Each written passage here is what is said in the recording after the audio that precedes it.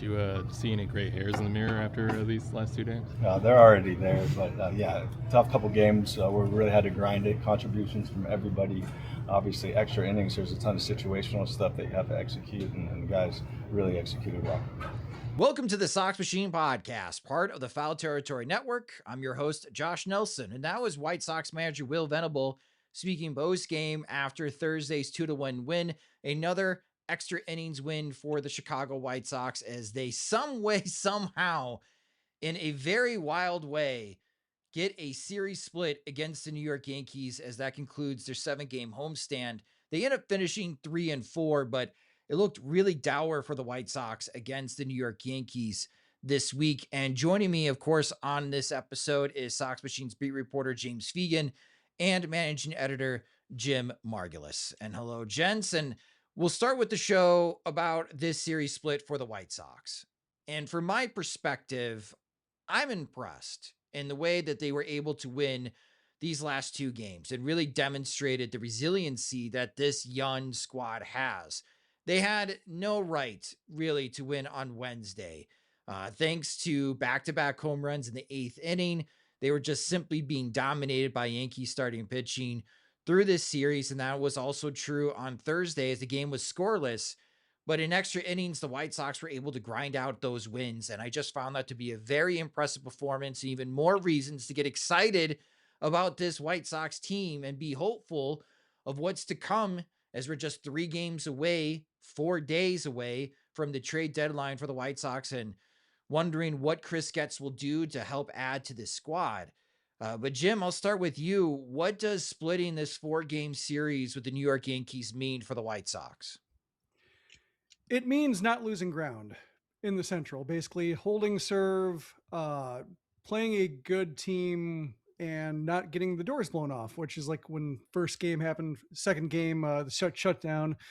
You're looking at a kind of Cleveland-like open to that series where they could give up the entire lead in one 4-game swoop, and then back 2 games, not necessarily the prettiest way to do it, but a reminder that one, the White Sox are resilient, and 2, either the American League is questionable in high-end quality overall, or the White Sox are either patient enough or talented enough, pesky enough, whatever you want to say, to drag teams to their level and make them just as frustrated, just as you hear a lot of the same complaints about fundamentals, too aggressive of base running, trying to force issues on defense, not hitting with runners in scoring position. I mean, Yankees fans were saying those things about their team in extra innings losses. And, one of my long running mantras here is no team's problems are unique. But I think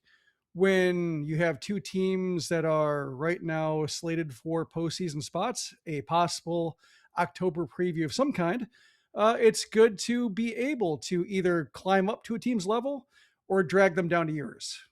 And I can understand from like the White Sox fans' perspective that maybe are not as impressed because the Yankees don't have Aaron Judge or Cody Bellinger. The White Sox and Giancarlo Stanton, for that matter. It's not like the Yankees offense is at full power. They still can be dangerous. Ben Rice has been excellent for them. Offensively, Jazz Chisholm, Trent Grisham can provide some offensive output. Yes, the Yankees at times did struggle to score runs, and that will be an issue for them while Bellinger's on the IL, and who knows the situation with Aaron Judge.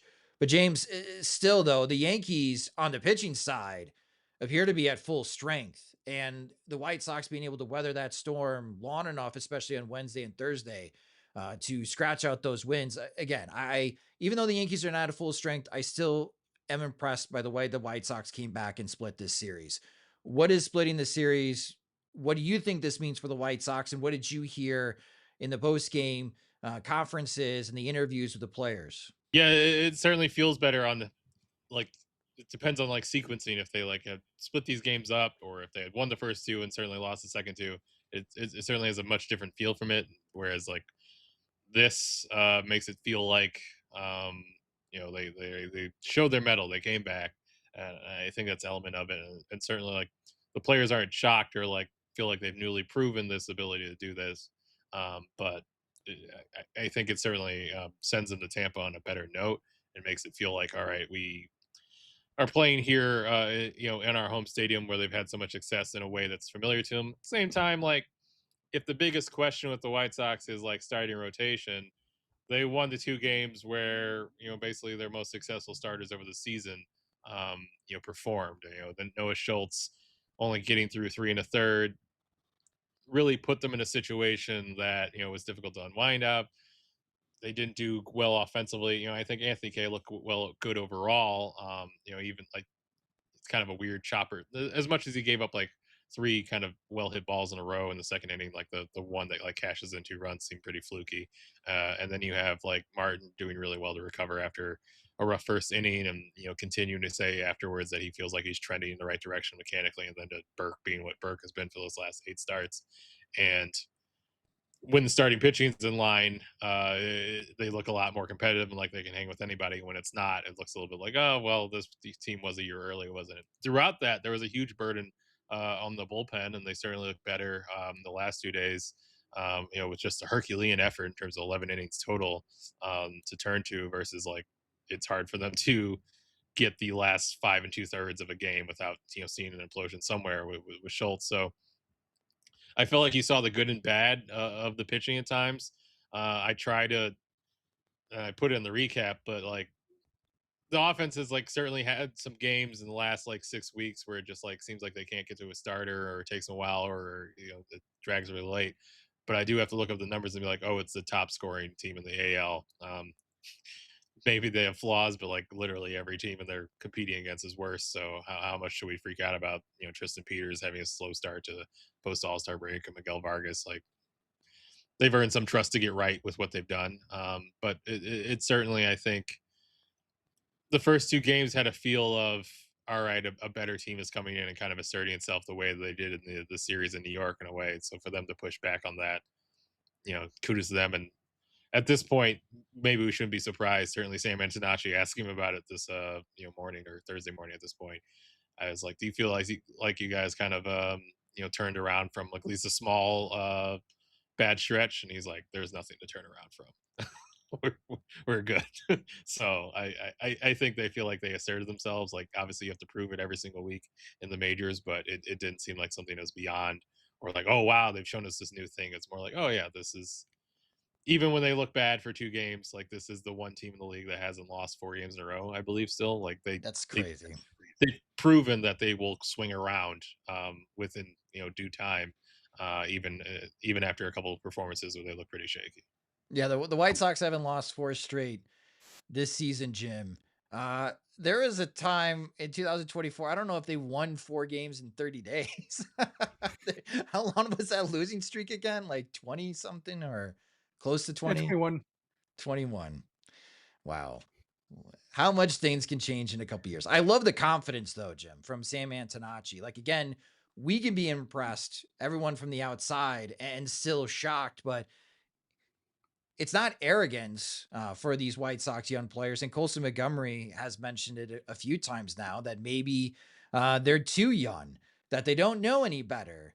But I do enjoy, as far as this type of confidence of the White Sox beam, especially for them able to climb back against the Yankees. And they're going to need it because they got a pretty tough road trip coming up that we'll talk about later, starting in Tampa. Yeah, I mean, you could say they're faking it till they make it when it comes to this kind of confidence, or not willing to cede anything, and that's fine. I mean, as long as they can back it up. I think the opposite, not to invoke him unnecessarily, but Pedro Grifol would be somebody who tried to fake it till he made it, and he did not, and just sounded delusional to points. You couldn't line up what he was saying with what you were seeing. There's no reason to trust him. So I think there's a fine line, or at least a line, to walk when saying that. But yeah, when you never lose 4 games in a row, knock on wood for them, but it's a testament to the fact that, like, well, why should they talk down about themselves, or why should they admit it if there hasn't been that stretch on paper showing that they can really get into a tailspin? We'll be talking more about the White Sox starting pitching, especially Sean Burke, who was outstanding again on Thursday, 10 strikeouts, after a quick word from our sponsors. There is one place to be on trade deadline day. Watching Foul Territory, of course. AJ Przinsky, Eric Kratz, and Scott Braun will be live all afternoon, speaking with insiders, reading tea leaves, and reacting to unfolding deadline drama. Join us on the FT YouTube channel at 1 p.m. ET, and stay locked in through the 6 p.m. deadline next Monday. Foul Territory Network, it's baseball the way it should be covered. Howard, I'm so glad I saved your number. My husband fell at a construction site and is in critical condition. I knew it wasn't safe. I'm very sorry to hear that. I just want to let you know I'm here to help. Yeah, tell me more about it. Work injuries not only affect the victim, but also everyone around them. Inc. Law is Chicago-based and here to advocate on your behalf. With over 100 attorneys and staff, if you or someone you know has questions about a work injury, call 312-6-million. Injury law made personal. That's Inc. Law. What do you think of Burke overall? Burke was outstanding. I think, fastball is, again, working for him. Just a ton of confidence with it. It's in the zone. He's getting swing and miss with it and really opening up everything else. I thought a really good cutter again today. So just really good stuff from Burke. I honestly thought after the third, fourth inning, my fastball command was pretty bad. I think I left some stuff on the table there, just like some longer innings and some counts I wasn't able to finish as quickly as I'd like to. But the cutter was really good today, and then I was able to get breaking stuff down in the zone, which was good too. That was White Sox manager Will Venable and, of course, Sean Burke speaking post-game on Thursday. Again, Sean Burke, absolutely outstanding. 6 scoreless innings for the White Sox, 10 strikeouts on 91 pitches. And, James, it is a bit funny to me to hear Will Venable say that, yeah, Burke's fastball, again, great. And then Sean Burke mentioning to you and the other beat reporters after the game, yeah, my fastball command wasn't all that great in the third and fourth inning. But for this, again, this is consecutive starts that Sean Burke has struck out 10 plus hitters, just absolutely dominating from Burke today. What was the catalyst in your point of view watching Burke on the field today, James, that led to the success? First of all, Venable understands almost every game through the framework of, did someone command, was the opposing offense able to turn around your fastball? Were we able to be competitive or do damage on the fastball? That's his baseline for every game. So if you ask him about what the offense did well, what the pitcher did well on any level, he's probably going to speak to did they damage the fastball? Did they foul it off? Did they whiff it? And Burke might feel like he left some in locations he didn't want to, but he did get if you combine his 4-seamer and sinker, he got 8 whiffs off of it. And he continued to sit 95, which was a slightly above his year average. It just reflects his norm has kind of dragged a bit up from, I want to say he sat 93 point something last year, even though we knew he's capable of upper 90s, and really only topped out around 97 point something, humdrum on Thursday, but has been more consistently having this, just the more competitive version of his fastball in the zone, where even if he feels he leaves in locations, it's not getting hit the way it would when he made mistakes or when it was a little bit underpowered. So I think there's something what Venable's saying also, while Burke's self standards have just rocketed up in such a way where he's, this is, at least results wise, I agree with him. Some things were a little spotty in points, but if you look at results in his career, it's a shortlist contender for one of the best starts of his life. It's 6 scoreless innings against the Yankees with 10 strikeouts. He has 3 double-digit strikeout games this month, but only 5 in his career. I know he's gotten used to being awesome really quickly, but he's a strong contender, James, to be American League's pitcher of the month. Yeah, I think I haven't looked at it yet, but right now it looks like someone deserving of a vote. He feels and certainly true in terms of looking how effective his cutter was. I think he struck out Grisham and Chisholm with it, and I want to say another one. He feels this was a great day of I was able to throw my cutter when I wasn't locating my fastball, or just able to get whiffs off both the slider and curve. He's this kind of represents, if I don't have to lean on one thing, it's not oh, if I don't have my huge 4-seamer, it's not getting tons of whiff, or I'm not doing my best curveball, that dictates my start. The fact that you can kind of go to other avenues and still be successful, I think for him is what's standing out. I have confidence in all my pitches right now, in a way that he's really touting. So the fact that his arsenal has expanded so comfortably and he can kind of see it all effective, not necessarily so evenly distributed like this start, but so consistently can turn to other options and not just be like, I have to have perfect or great four seamers and curves, or otherwise it's going to be wonky and you're going to see me walk guys. Yeah. I think that's what's standing out to him right now.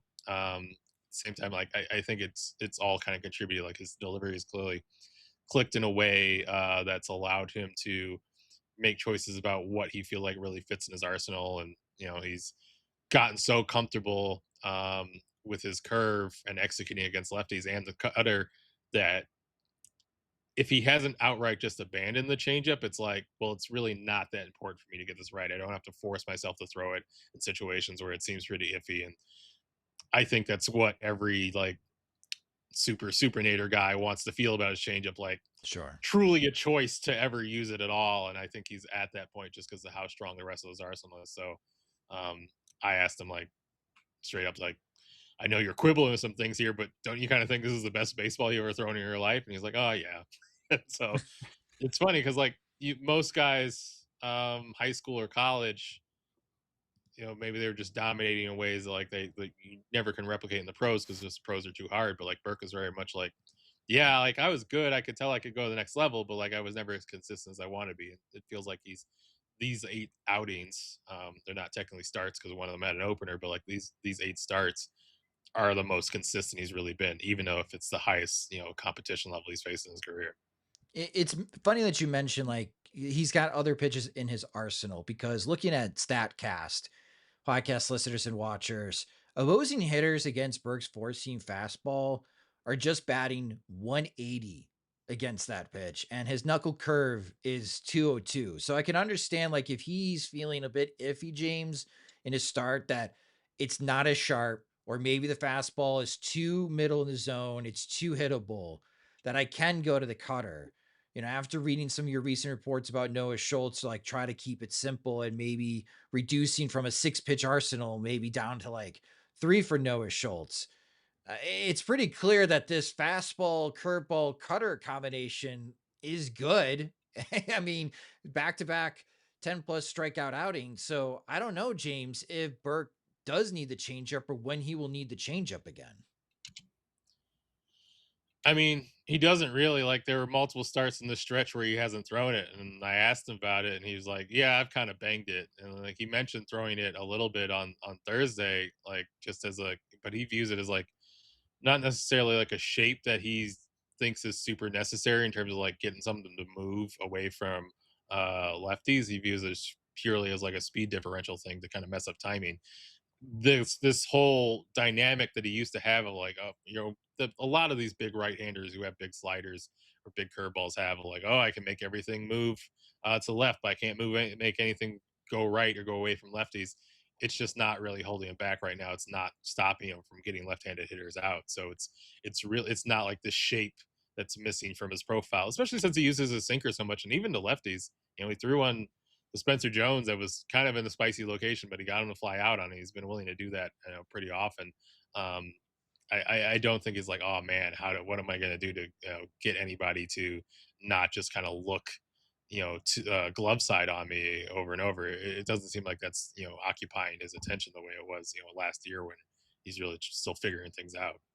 And Jim, I think with Burke, like the fastball velocity difference, I was listening to the game on the radio, and Len Casper and Darren Jackson were talking about this point with Burke, that when he is in the stretch, that's when you start seeing the fastball dip a little bit, where when he's in his windup, he can get up to 98 and 99. You usually don't see those fastball velocities from Burke out of the stretch. So maybe that's, it's pretty key. He's not walking a whole lot. He only walked 2 batters in this outing against the Yankees. So maybe that's something that we have to take a deeper dive into. And if that is the difference, and maybe also leading to success for Burke, is just simply not giving away free passes and staying out of the stretch as long as possible.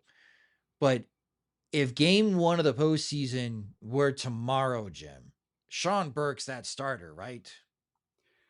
I hesitate to answer this question just because the last 2 guys who had earned this mantle, Shane Smith, I just watched him in Charlotte tonight, and How did he look? Just doesn't seem to have that same ability to bully hitters with the fastball. I think last year when he was on his game, like four seamers, sinkers, did the job basically. The changeup was there, curveball was there. He had some breaking pitches to show, but is mainly just relentless fastballs, attack, attack, attack. And the velocity isn't bad, but it's more like 94 versus 96, and he tops out at like 96, 97, and gets into bad counts to where when they're expecting it, they can hit line drives. So he's not so much a factor right now. Then Davis Martin was that guy, and looked like he was on an automatic all-star berth and possible Cy Young votes, and then he hits this rough patch. So now it's Burke, and so I'm tempted to try to sidestep this in terms of like a Sports Illustrated jinx or anything like that, to where you're catching somebody at their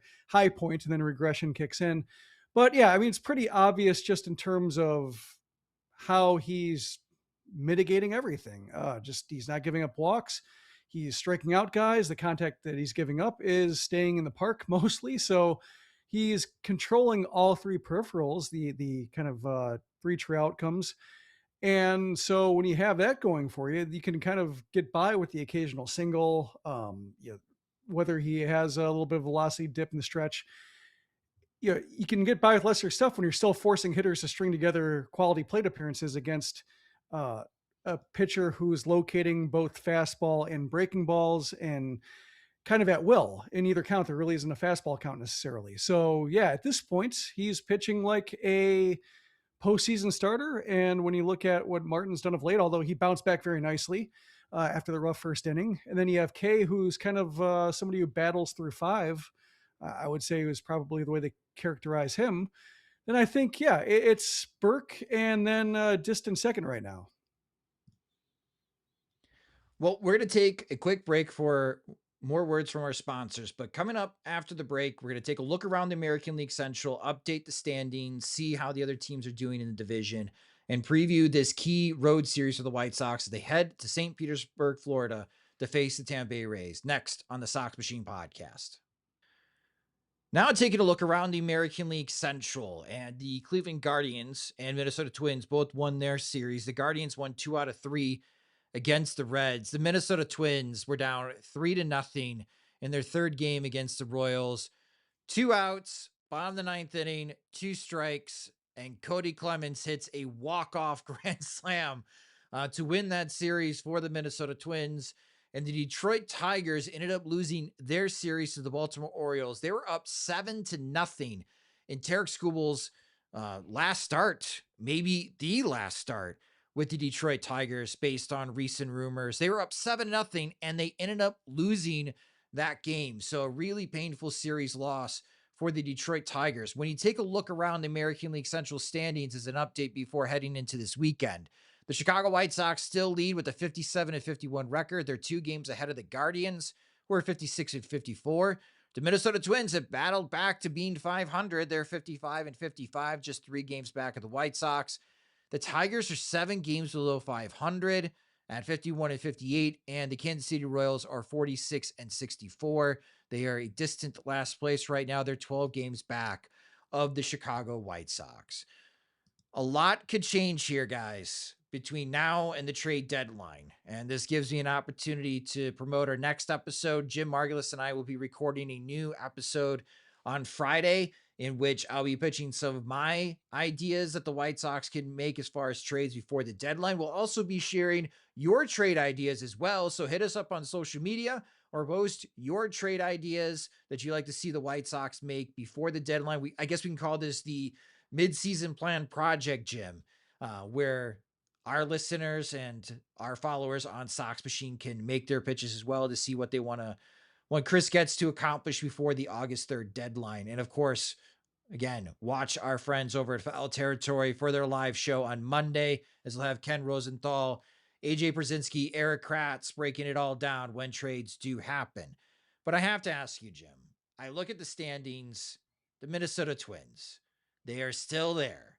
The fact that they're 3 games back of the White Sox has me a little itchy, especially now the White Sox have 6 straight games against continuing this AL East part of the gauntlet, where they visit Tampa, get a day off before heading to Boston. Are you a believer in the Minnesota Twins? I guess I should be because I haven't been a believer in them and they keep making me look dumb. So perhaps now is the time to get on the bandwagon and try to sink it. Uh, they're another team, I think, that when you look at the components of it, the starting rotation is kind of okay, but top heavy, and Joe Ryan's been struggling as of late. The bullpen has been kind of a mess all year, but they're getting by on hitting and having a modular lineup. And, Byron Buxton has been in and out of the lineup, but they've been able to compensate for it. And they have a pretty deep attack, and they have some guys off the bench, like Royce Lewis has come back from AAA, and he's helped. So they've been able to rotate guys in and out. And it's been pretty effective in scoring runs. It's just a matter of they give up a lot of runs as well. So if they can, bash their way enough, then perhaps it is a way to hang around 500 in this kind of uneven, imbalanced, or I guess balanced in terms of just like there are no good teams right now, or no great teams in the American League. So they're in the White Sox vein of hellraisers, I think, that can just make a team miserable pitching wise. And you hope that you just bruise them enough if you're the Twins to, I guess, lose their senses a little bit or lose their confidence and get by on sheer brute force. It does make me think, like, the conversations that we've had about the Twins over the last couple of years. And I was always, I guess, not enamored with Rocco Baldelli, not thinking was a terrible manager, but just, it felt like the Twins had gotten stale, just with the front office and with Baldelli there. And it seemed like problems just kept being the same problems, the way we saw at the White Sox, how sometimes their problems would repeat upon themselves.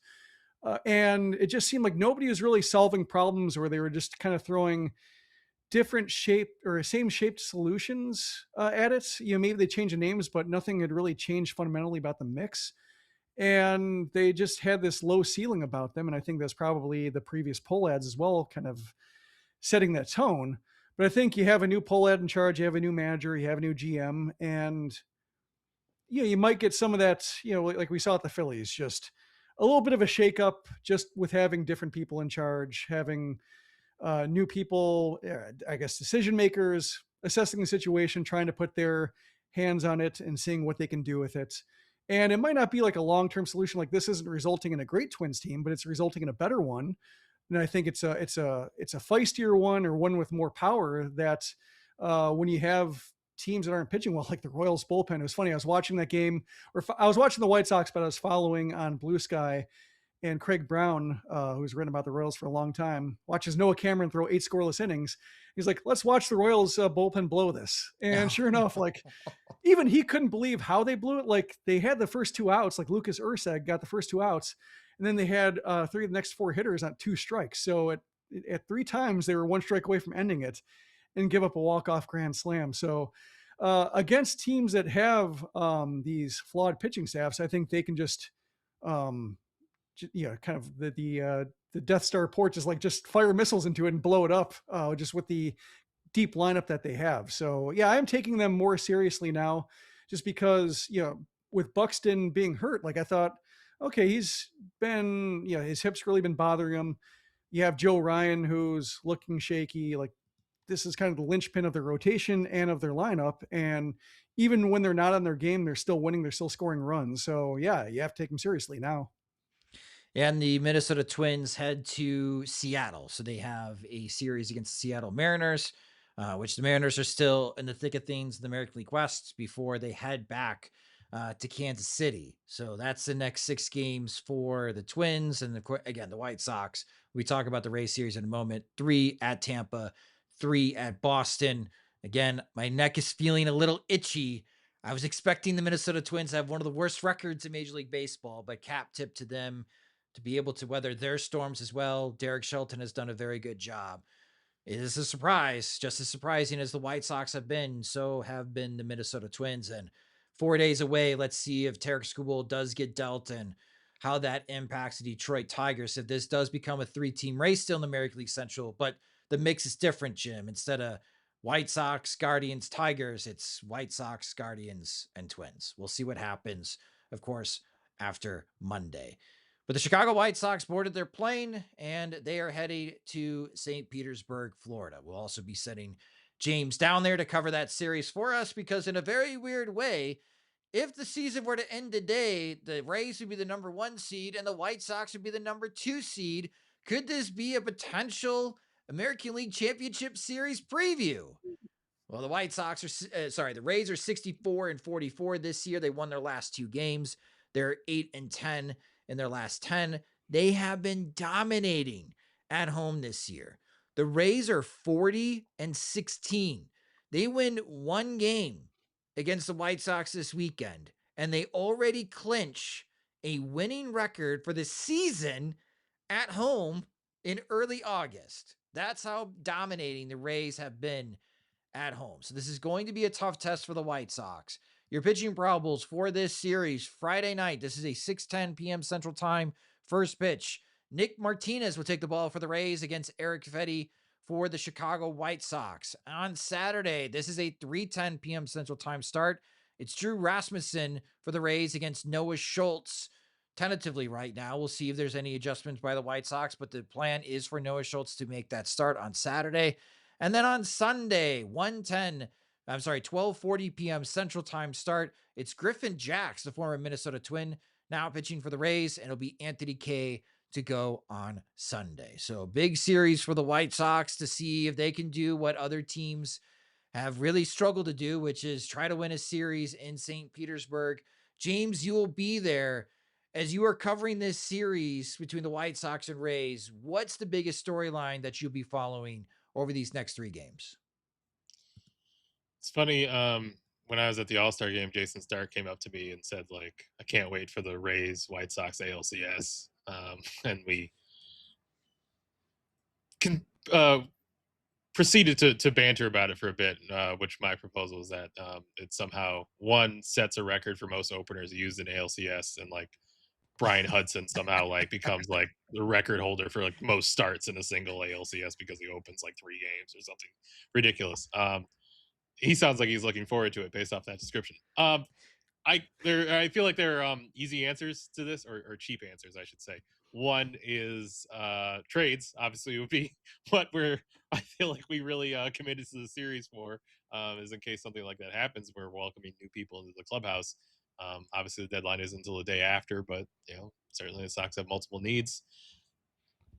In a seller's market like this, who knows how many, if they'll be able to check all those boxes, but if they are, likely one of them will come a little early before the last day. We'll see. Second one is I've been led to believe we are probably going to be finding out assignments for draftees on Saturday. Most notably, Rock Chalowski, number 1 overall pick, is mentioned here around these parts. So these are not storylines pertaining to the series per se, but they're out there. I think Noah Schultz certainly stands out to some degree just because his rotation spot is the most in question, or like how do maybe the Rays offense doesn't necessarily, outside of Junior Caminero, Jonathan Aranda, like Yandy Diaz, doesn't have like these huge names on it that like invoke fear, but they're obviously able to match up a lot and move on the bases and do a lot of things that, like, if you're walking guys or just kind of creating problems for yourself in ways that struggling starters can, that they can really be a pack of piranhas on you, rather than just kind of overwhelm great pitchers all the time. So that stands out. I, though, am curious, like, this is like an elite pitching team. Can the White Sox hit them? Like, Drew Rasmussen has been awesome. Griffin Jackson been really good since moving to the rotation. Like, these are not, I don't think any of these matchups you really look like the pitching matchups. Nick Martinez has obviously been effective in getting weak contact, and we've certainly seen like pitchers face the White Sox and like challenge them in the zone a lot and get weak contact and kind of Kiter Montero their way through like 6 scoreless innings in a blink of an eye. And do they have ways to combat? Ryan Weathers certainly seemed like he kind of did that, just getting weak contact below the zone for 7 innings on Sunday. Can they hit this team? They kind of need to get here.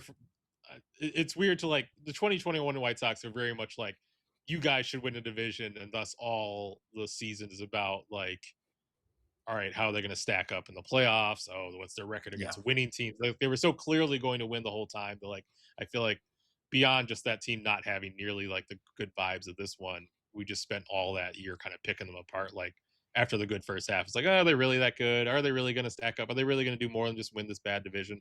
Whereas like the White Sox win this bad division, like it's, 130% like grade on your class. Like it's such an A. Like we put up a picture of you afterwards, like assessing them like they got to prove they're playoff worthy. That like doesn't feel like fair yet for like how we should judge them. But at the same time, they're playing the best record in the AL. We want to see if they prove they're playoff worthy. They seem like they're a much different team than the team that faced the Rays earlier in the season, at least in terms of like what we think they're capable of. So let's see if they can handle elite pitching team, since Colson Montgomery, Miguel Vargas have both been probably a little bit cold since the All-Star break. The best version of seeing them kind of fix things probably involves getting right against a difficult stretch here that they have coming up. So you asked biggest storyline, I listed 5. I'm gonna Yeah.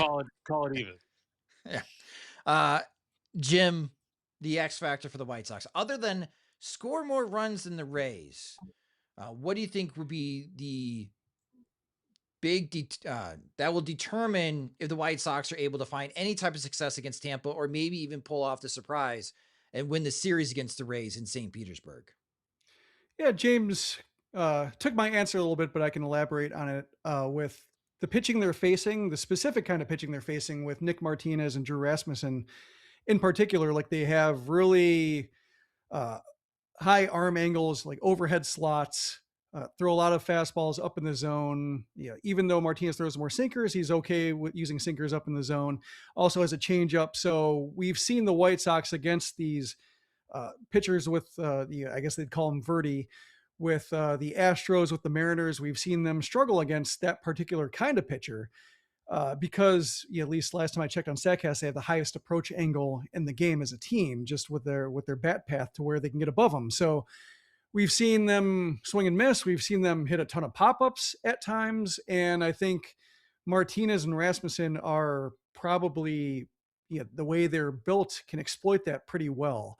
So if the White Sox are going to adjust to these teams that can maybe either see them in the postseason or plan to face them and arrange their pitching staffs accordingly, this would be a good opportunity to show, even if they don't like thump them, just showing that they can put up more fights, get their bats up, get their barrels flatter to do some damage. And I think I'm also looking at this in this regard, facing a couple of righties, and Tristan Peters, he's 4 for 42 in the second half so far. So you can kind of see what he contributed to the offense by what he's not contributing right now in terms of having that contact-based approach, the line drives, I guess when it comes to batted balls, the non-easy outs, like the line, when Colson Montgomery makes an out, it tends to be a fly ball, a pop-up. So he has to hit the ball pretty square to get what he wants out of the contact. Whereas with Peters, and Antonacci is another guy who does this, who can move the ball around the field, mishit the ball, and still find grass because of just how much ground they have to cover. So I think he's valuable, and I think the way he's struggling right now shows just what the White Sox are missing. So if the White Sox have a good weekend in St. Petersburg, I'd imagine it's because he's doing something to help. Yeah, Peters right now looks like he's swinging with a 60-ounce bat. Like it just looks either maybe he's a bit fatigued for how much he's been playing. The bat does look a little slow, but hey, he had the walk-off walk that helped the White Sox win on Thursday. So we'll see what kind of series happens between the White Sox and the Rays. But that will do it for this episode of the Sox Machine Podcast. Again, we'll have a new episode for you guys over the weekend as Jim and I will go through my crazy trade ideas before the August 3rd trade deadline. And again, pitch your ideas to us as well. We'll be sharing those in the show, either the comments section at soxmachine.com, in the YouTube section at youtube.com/soxmachine, or hit us up on social media, as we're on all the social media platforms at Sox Machine. You can follow us also on Instagram and in Blue Sky. James, again, will be in Florida covering this series. You can follow him at JR Fegan. And of course, you can follow me at SoxMachine_Josh. But again, that will do it for this episode of the Sox Machine Podcast. Thank you guys so much for listening and watching. If you just discovered the Sox Machine Podcast, you subscribe to the show wherever you listen to podcasts, such as Spotify and Apple Music. If you do watch our videos, which this is now a video podcast, you can subscribe to our YouTube channel at youtube.com/Sox Machine. If you enjoy our work and want full access to all of our coverage of the Chicago White Sox and Major League Baseball, you can help support Sox Machine at soxmachine.com/products, in which right now, because the White Sox are still winning, your first month is just 53 cents for the $5 award, $5 a month tier. We call that the 5-war tier. We also have additional tiers of support. Our Veterans Committee, our VC members will be joining us next Friday for our annual Sweet Night for the White Sox and Guardians game. That's an extra perk as well.